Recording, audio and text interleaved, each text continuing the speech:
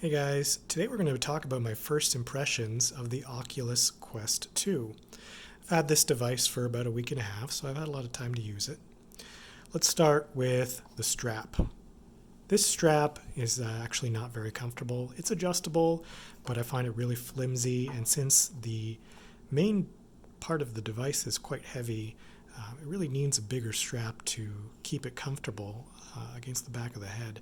So I found that I was adjusting it quite a bit at first and finding that it was giving me a bit of a headache because I would adjust it too tight and it would put a lot of pressure on my face.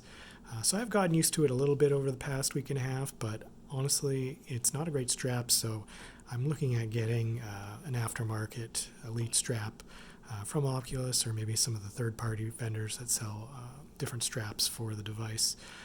So keep that in mind.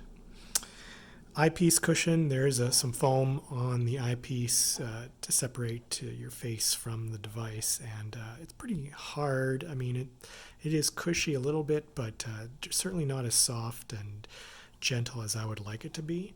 It also feels a bit rough, so certainly not the best. But again, there's aftermarket replacement cushions that you can look into if you're interested in trying something else. So I'm probably going to try that out at some point. Now, when you first get this thing installed and configured, you need to download an app to your phone and set it up, and that process is pretty easy, pretty painless. And then there's an app called First Steps that is really your launching point into VR if you've never done it before. Then it's a great app to sort of learn the ropes, has you picking up some blocks and dancing with a robot. So a lot of fun, a good place to start. So I highly recommend First Steps as your first VR app.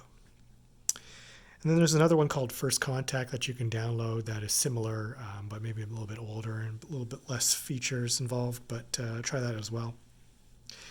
So one of the first things I tried when I got this thing is watching movies.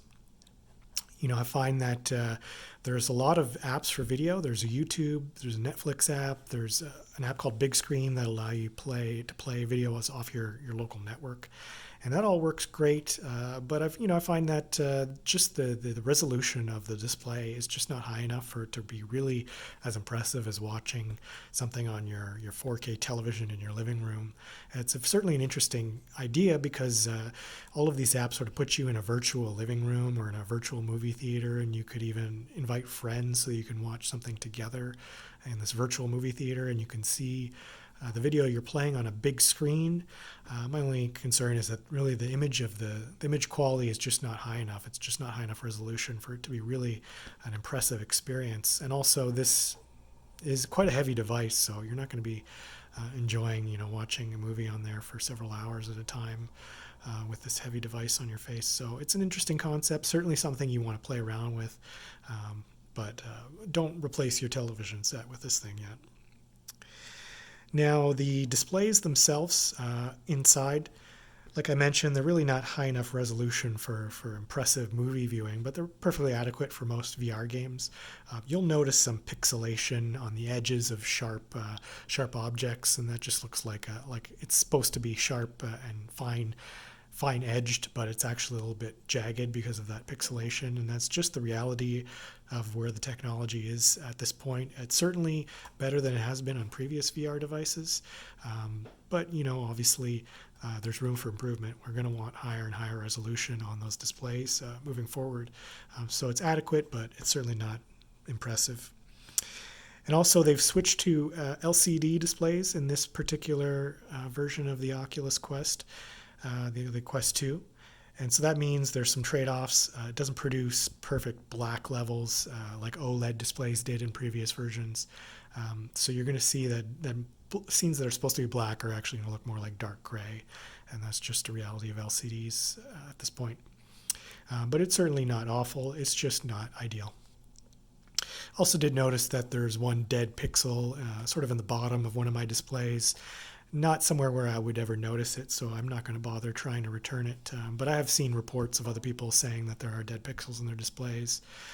That's just another reality of LCDs. Dead pixels are very common, so if you notice them and they're distracting enough to you, what Oculus has said in the forums is that you can take a picture of it by sort of holding a camera up to the display and locking one of the sensors so that the display turns on, and then you send them a picture of the dead pixel, they'll replace it for you. So keep that in mind. But luckily for me, the dead pixel in my display is just not really noticeable for 99% of the things I'll be doing on it. So I'm just going to leave it be. Now, I tried some games right off the bat. Beat Saber, a good place to start for a first game. It's a bit expensive. I can't remember how much it was, but certainly more expensive than most titles. But it's really fun. Definitely worth it for if you're, the first gaming experience in the Oculus Quest 2. You smash blocks to the beat of some dance music and accrue points based on how accurate you smash those blocks. So it's a really interesting implementation of the technology because games like that certainly existed on 2D televisions before other platforms, but now you can do it in 3D and you can smash the blocks coming at you with these lightsabers that you're holding and controlling with your controllers. So it's really cool experience. Another one that's free is called Echo VR. I highly recommend this one as well. It's sort of like Ultimate Frisbee, but in a 3D environment, and you're sort of flying through space and controlling these robot characters. Really fun, and you can also play it multiplayer. And highly recommended. Another paid game that I tried right off the bat is Super Hot VR. This one's very popular, and it's sort of like you're controlling time and dodging bullets, but you can control how fast the bullets move. Really interesting game, unlike anything I've ever tried. Highly recommended, very fun, and certainly will keep you playing for quite a bit to master that type of gameplay. Now there's an app store, obviously, where you can download and purchase games, and it all works pretty well. You can access it through the website or through the mobile app or through the VR headset itself using the controllers. So really easy to use, and there's a wide variety of games of different types in there and for different interests. So you'll find that there's games that will let you play them sitting down. So you sort of define a circle around you so that you're not moving around while playing it. So that is one type, and then there's another type of game where you're standing and you define sort of an area on your floor where you're not bumping into anything, and it remembers that area. And if you go beyond that border, then it'll sort of snap you back into reality so that you know that you're about to hit something or you're leaving your boundary defined for the game. So that all works quite well.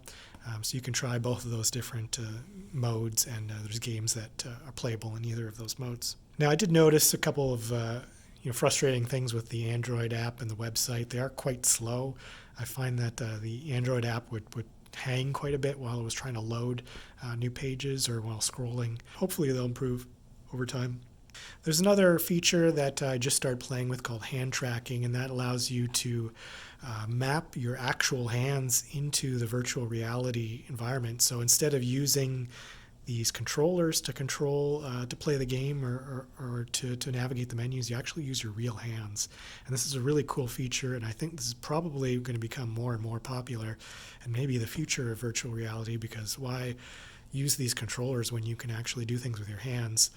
Now, I will say, though, that it's not quite perfect implementation yet.